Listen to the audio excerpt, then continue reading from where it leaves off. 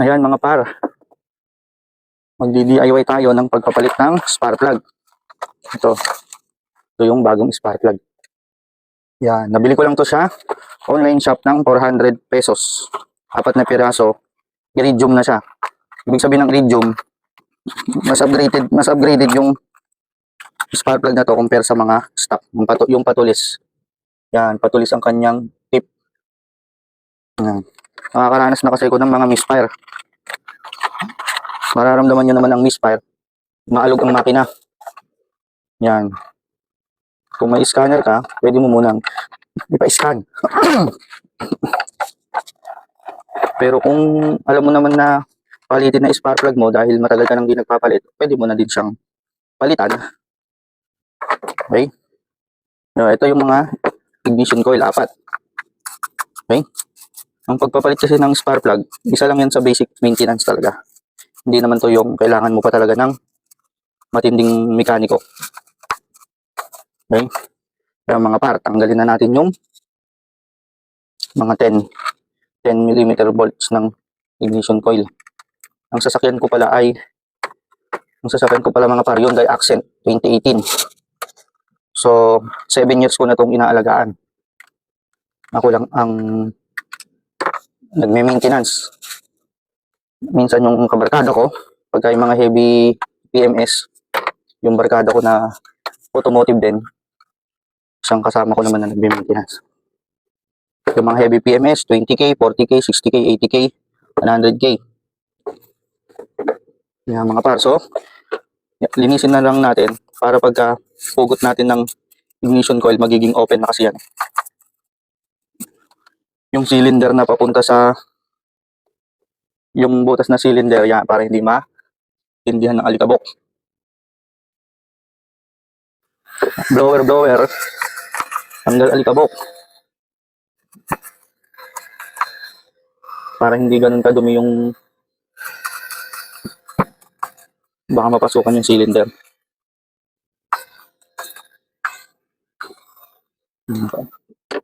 Para di hugutin na yan. Ignition coil, yung mga ignition coil natin.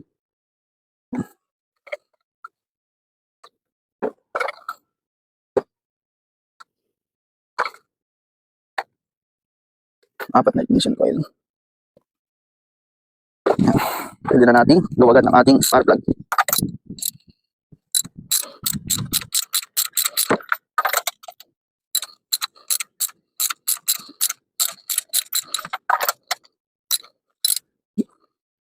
May sasakyan kayo na di gasolina, di kayang-kaya nyo na rin yung mga pari palitan ng spark plug. Mahalaga lang naman, huwag kang mag-over sa higpit lagi. Pag naramdaman mong kumagat na yung higpit niya, pero saan mo lang pitik ng konti, yun na yun. Huwag ka nang mag-over ng higpit, over tight. Yun lang naman naging problema ng mga nagdi-DIY na wala masyadong experience. Laging over sa higpit.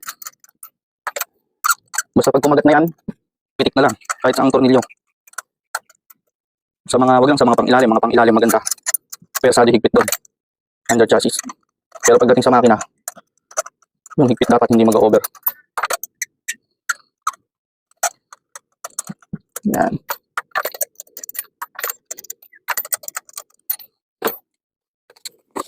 Kuha lang ako ng long nose kasi walang magnet yung spark plug socket. Hindi ko masyadong ganda.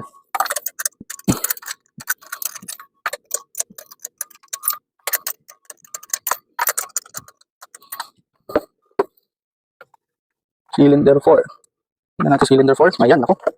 Kita nyo ba mga par? Napakatindi na rin ng dumi. At saka parang paupod na yung ano niya. Paupod na yung tip niya. Cylinder number 4. Okay.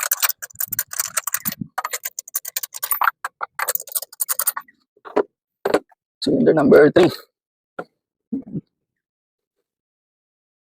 Cylinder number 3.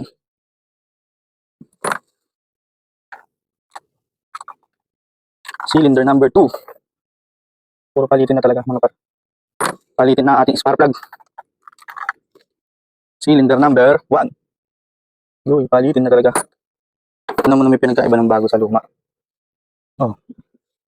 Pudpud na yung tip niya. Oh, parehas lang ng part number.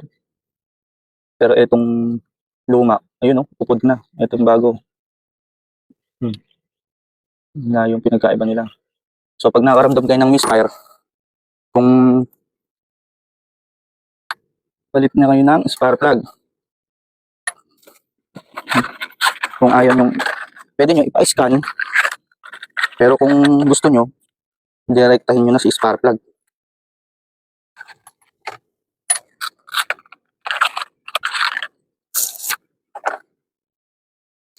Yan.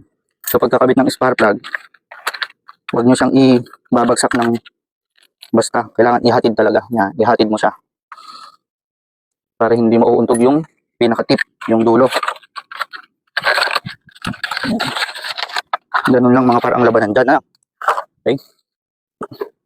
Tapos, higpit. Napakadali. Kayang-kaya mo natin talaga itong i-DIY kung ikaw naman ay marunong-marunong. Yung iba pala parang naglalagay ng spark plug grease. Yan, pwede naman.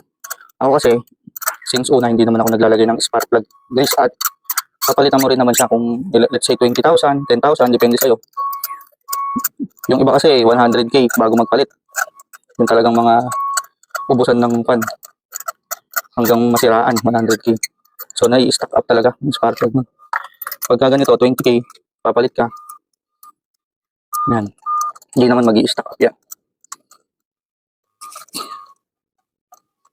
Grabe pinagsamahan namin nung sasakyan na to.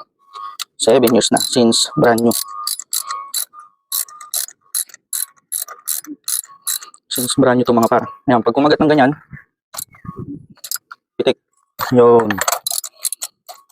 Kumagat, pitik. Ano lang. Kumagat, pitik. Kumagat, pitik. Tapos double check. Mahinahin ang pihit na lang. Double check. Double check. Double check. Yun. Okay na yun. No to over tight. Doon lang nagkakasira-sira ang mga nagdi-DIY eh. Yun lang naman ang dahilan.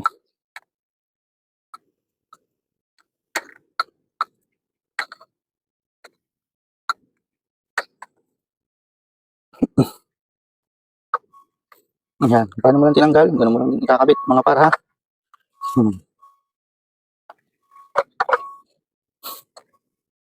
Easy na easy lang yan. Kayang-kaya nyo yan. Okay?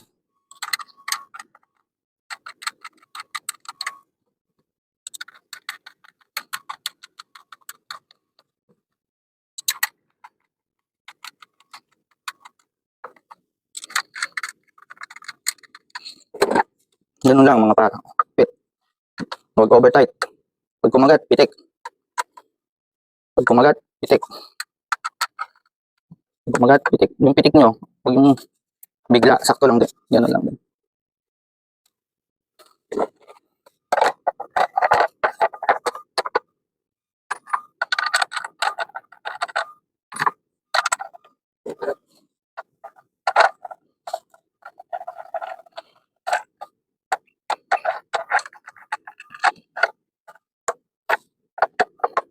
Okay. Goods na mga par. Ganun lang ha.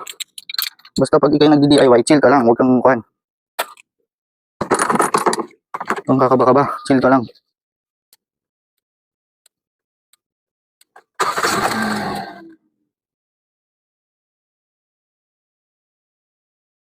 Mga par, goods na goods ang ating andar.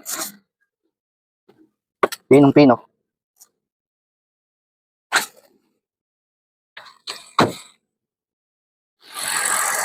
Thank you. God bless.